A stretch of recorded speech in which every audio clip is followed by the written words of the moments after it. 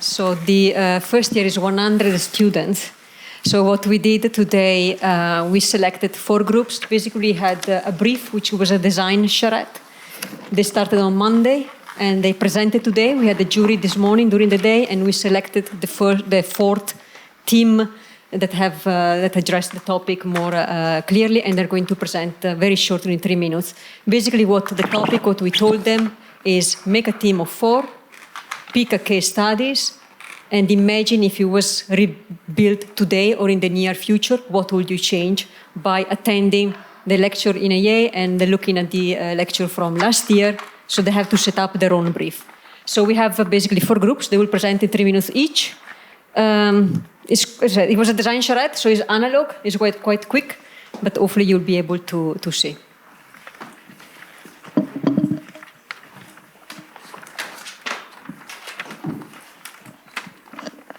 Hello.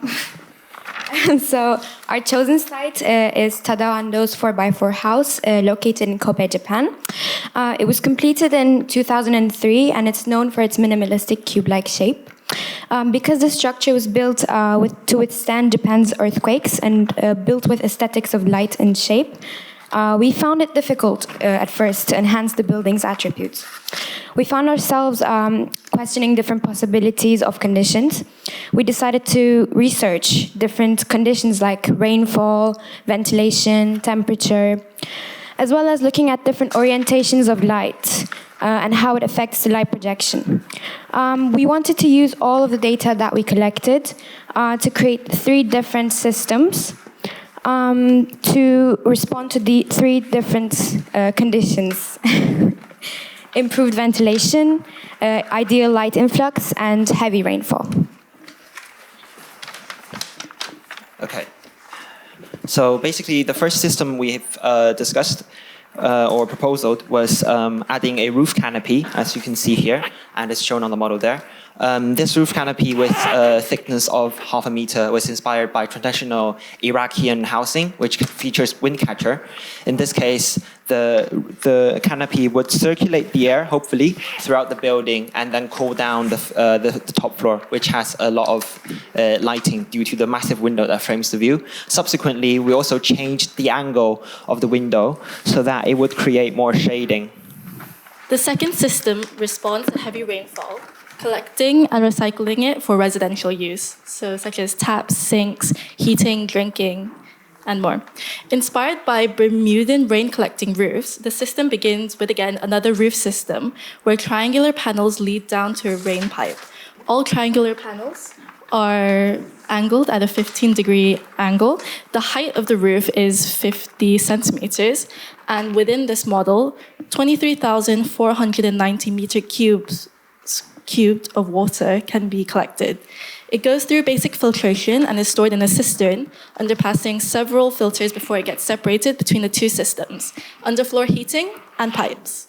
The heating system then gets passed down through the Earth's crust, undergoing geothermal heating. Then a pressure pipe is shot back up to each floor for thus the underfloor heating. The second system goes straight back into the pipes and to their respective function. Third system responds to against poor ventilation inspired by traditional Japanese houses, with small opening between each layer. It allows air coming through from the bottom, traveling inside. There's a small sketches about it. It's quite, yeah. Improving the ventilation system in the concrete building overall. We wanted to imagine our building in different possible conditions to deal with different weak and strong points by adapting the buildings to different factors that we want to enhance. That's it. Thank you. So as a group, we chose to focus on one project, which is Alexandra Road Estate, which is in Camden, London, and it is a housing estate designed by the architect Neve Brown in the 1970s. So we visited the site and we observed the current situation of the building and interviewed a few residents to gather data about the life within the estate. So many shared the same appreciation about the design and the community-oriented living. But there were some problems like the material, which is aging, and the heating system, which is within the walls, and it's always on. So it is not energy efficient. So based on this, we decided to explore 3 different materials. The first one was bamboo. It is an organic material, so it is 100% recyclable.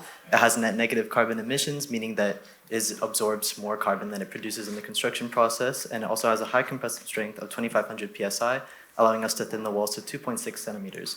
However, bamboo is not cost efficient as it has to be imported from other countries such as China or Africa, and it's not water resistant and has bad insulation, so it would have to be combined with another material to actually be used. Rammed earth is built from local materials on site, as shown in our model. We use the soil from Bedford Square. 80 to 100% of the material can be recycled, which makes it have a low carbon footprint. However, as it's not waterproof, it needs to be clad with another material, which increases the carbon emission, which doesn't make it a very sustainable material for the weather in London. Since it has a low compression strength of 1200, the wall thickness increases by 2 times, decreasing the space available for the residents. It is, however, a very high thermal mass material, making it a good conductor, unlike concrete, where the heaters need to be inside the walls, kept running all the time.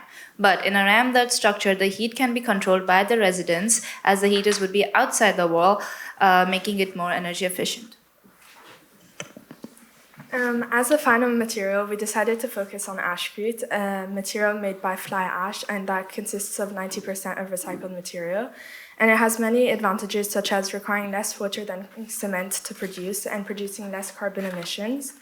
We then compared the compressive strength between ashcrete and concrete, where we realized that it was thinner by 5 centimeters, then comparing the floor plans of the ashcrete with the floor plans of the concrete and overlaying them together. Since it's a similar thickness to concrete, we kept the previous heating system, including the pipes in the actual wall, except it wouldn't have to be turned on as much since it's a better insulation. So ashcrete would not only be advantageous in terms of material being more sustainable, but also more energy efficient. Finally, we started experimenting with how to allow more light to enter the room, taking influence from Le Corbusier's design of the window in the Notre-Dame du Haut, each at different angles and depth, where we angled the windows at 45 degrees towards the sun, as well as floor to ceiling windows rather than only half windows to increase the maximum amount of sunlight to enter the room.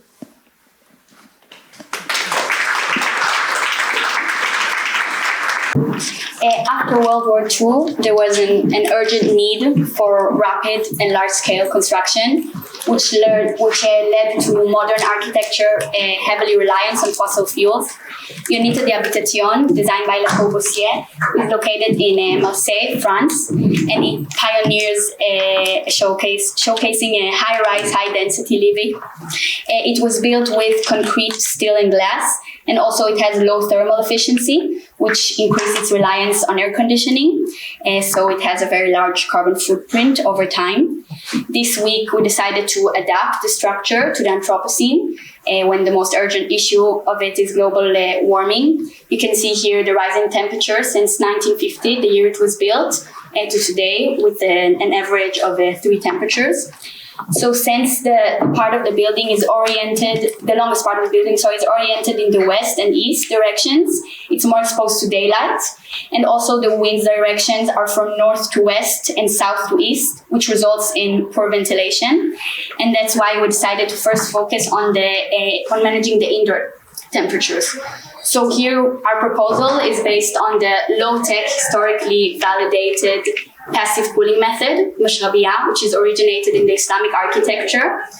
And so basically, its principles is that you have more dense slots in the eye level.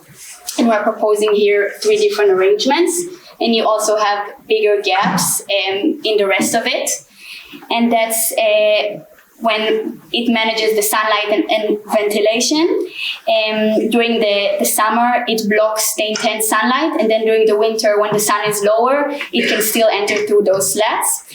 And the wider gaps maximize the natural sunlight. Also, the mashrubia is made of wood, which helps the moisture management. The wood absorbs some of the humidity and reducing the moisture level in the room. During the night, the moisture collects on the wood, and then during the day, the sunlight warms the moisture and releasing some of the moisture back into the air. And although the original shapes are very beautiful, we didn't want to ruin the design language of Le Corbusier, so we did choose to base our shapes on the recess solaire. We chose not to base it on the right angle shapes of the external recess solaire, since the shadow contrast is not so good for the ventilation. So we chose the internal recess solaire, which is round. And yeah, the dimensions here are the eye level based on the Le Corbusier modular system in those two proposals, and in this proposal, the eye level is based on the traditional Shkabia dimensions.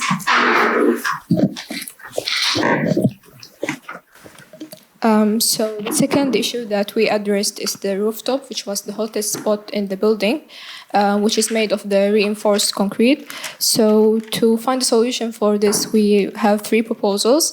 The first one is to apply a PVC membrane, which transmits, which actually reflects 80% of the solar radiation. And also we are suggesting to add solar panels, the monocrystalline panels, which are the optimal for roofs with limited areas, since the roof is like always exposed to the sunlight. Our third suggestion is to plant the roof with domestic plants, which are like ideal to grow in Marseille, France. And like we suggested here, a few types of the plants which had be grown on the roof to enhance the quality of the air and to attract the pollinators and hence maintain an urban ecosystem. And then to conclude this presentation, just wanted to propose one question, and then we come up through the study. Can we really, in Le Corbusier's age, they give his answer to the idea of comfort. How can we define our comfort in the age where the design problem is constantly changing, but there's one certainty, it's become hotter in the future. And then can we provide an environment that we can really give agency to the residents to really not to rely on AC to close the door, but maybe open it up, invite them to the roof, and then give positivity to the hotter weather. Yeah.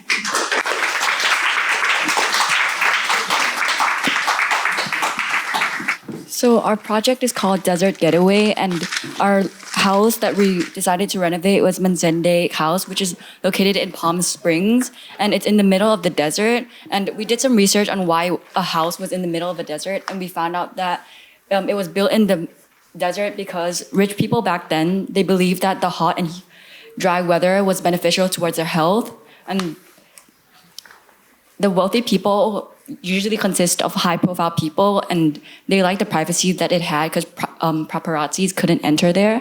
And also, lastly, architects really like experimenting in the desert because due to the wealthy people, they had high commission and access to more materials and construction methods. So there was a lot of experimentation going on back then. So in current site in Palm Springs is facing severe climate issue, such as it has severe heat, it also has frequent fire, and also its lack of cloud cover, especially during the summer. That's why the house right now in 2024 is abandoned and not in use anymore. So we need to rethink the future of the Mensandiac house. But what is Mensandiac? So Mensandiac is actually a combination of exercises that emphasize body awareness, posture, and a deep mind-body connection. Why a desert home feel less relevant today? We want to preserve the Mensandiac spirit by maintaining its harmony with the environment and honoring the house legacy by empowering women. By transforming it into a wellness center, we can continue its mission of connecting people to nature. Instead of going against the climate change, we're trying a different approach to embrace the increasing temperature here. This is why we choose sand bath and hot yoga as the two main activities provided in the wellness center, as they both require hot temperature, and we believe we can make use of the current situations, which is the temperature is rising, to support the activities. So like we first searched the latitude of Palm Springs, and it turned out the latitude is 33.8. So we made the sundial to observe the sun path of the old model, which is over there, the old model. And we see like where's the shadow and where's the sun hits the most. So we decided on the path that we're going to, like how's different functions gonna be within different spaces. So based on this path, we're thinking of how we could change the space inside the house. And based on this like changing of ideas, we're making a new model out of it. And this is the final outcome. This is our final model, and we still try to maintain the original structure of the house, but we just renovated it a little to make it easier to move around. We also remove the roof here for the sand bathing, so like people can enjoy the temperature of the area as much as possible. And also we create like an opening roof here to create like a cool house effect, so like it supports the hot yoga activities. So that's it. Yeah, that's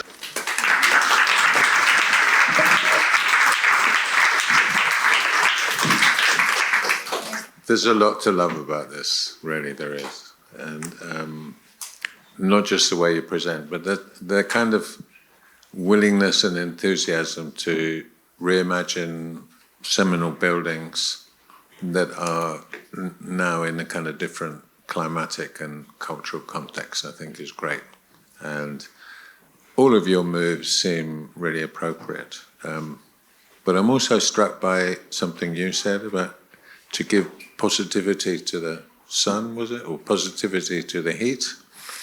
And in the first project, changing the angles of inclination, and just a hint that you're going to open things up.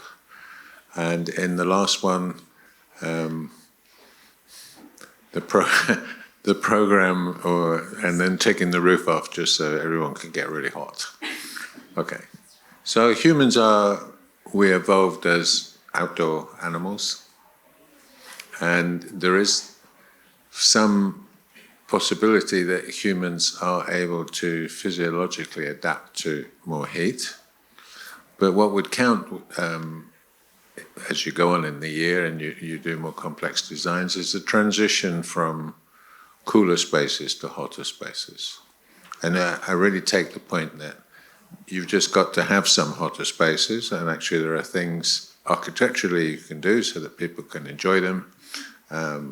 And you don't have to cover everything with turn everything into the shade and plant it and so forth. So that's all great. And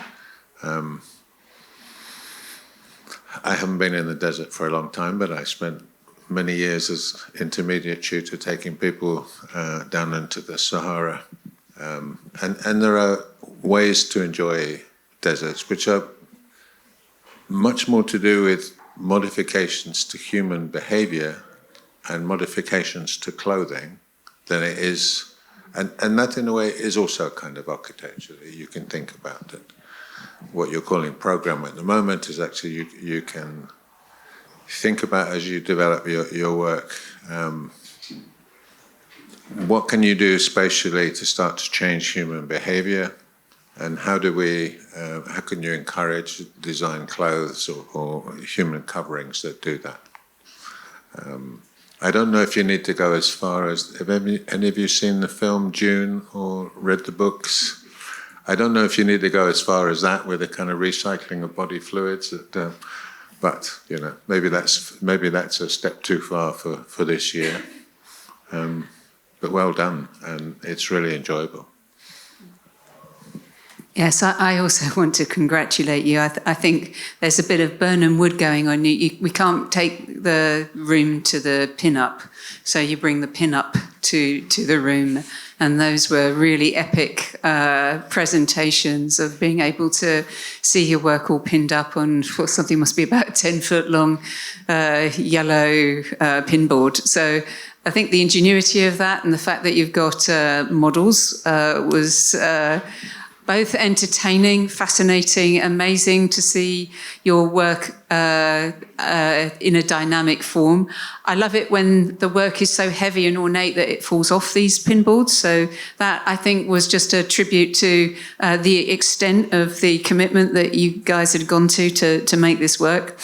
In terms of the content, first of all, I agree with Mike, everything that he said about how you're changing the thinking about a kind of a seminal building and how that might be adapted today to address climate change. But I'm also going to invite you to think about maybe some of the presentations that came before today, which is really thinking about how extreme is the climate change going to be? How fast is it going to be? How rapid is it going to be?